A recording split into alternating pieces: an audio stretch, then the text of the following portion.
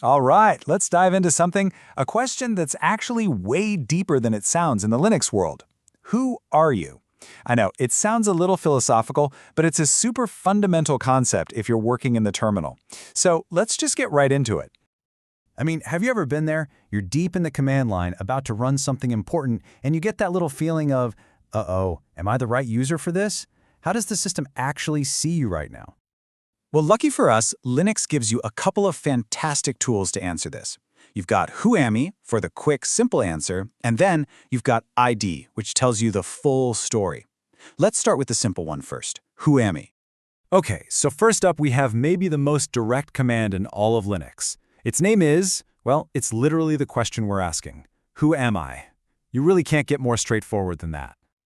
The Whoami command has one job, and it absolutely nails it. It just prints out the username you're currently operating as. That's it. No extra fluff, no long story. It's just clean, simple, and gives you the answer right away. So let's say you're logged in as a user named Sarah. You pop open your terminal, you type "Who am I?", hit enter, and boom. The system just spits back one single word, Sarah. That's it. Simple as that. You've got your answer. It's kind of like looking down at your name badge at a conference, right? Simple, clear, tells you your name, but what if you need more than that? What if you need to see your security clearance, the whole shebang? For that, we need to turn to the ID command. Yeah, because that username, that's really just the tip of the iceberg. Your real digital identity on a Linux system is so much more detailed. And that's exactly where our next command comes into play.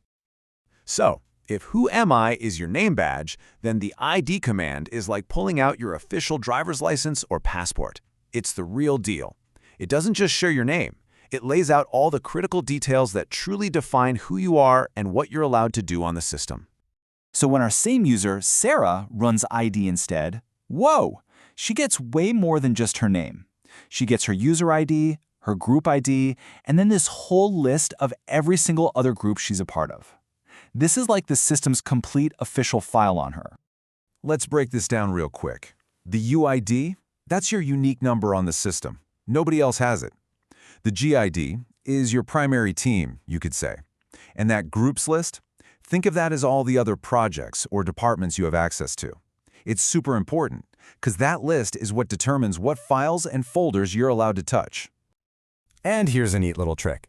The ID command isn't just for checking up on yourself. You can actually use it to see the details for other users on the system. Just type ID and then their username. Super handy if you're ever managing a system. Okay, so we've got Who am I for the simple check and ID for the deep dive. But why does this actually matter so much? Well, it all comes down to those times when you have to, well, become someone else, at least for a little while. Come on, we've all been there. You use the sudo command to get admin powers, you get distracted by something, and then you come back to the terminal and have a moment of what I like to call digital amnesia. You think, wait, who am I right now? Are you still you, or are you the all-powerful root user? And this is exactly how it goes down. You start as a regular user, like Sarah. You need to do something with admin rights, so you use sudo. And for that moment, poof, your identity changes. That's where Whoami and ID become your absolute safety net, letting you confirm who you are before you run a command that could have some pretty big consequences. You know, the best way to really get this is to try it yourself.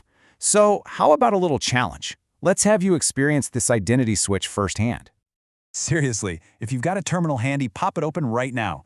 This will only take a few seconds, and it's the perfect way to see the power of what we've just been talking about. Ready? Let's do it.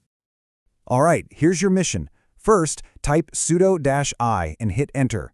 That command is going to give you a full-blown interactive shell as the super user. You'll probably need to enter your password, to prove you have the authority. And once you're in, run our trusty friend, Whoami. And check that out. You're no longer Sarah, or whatever your username is. You are now root, the super user with complete control over the entire system. And this is why knowing your identity is so critical. With this kind of power, a small mistake can have big consequences.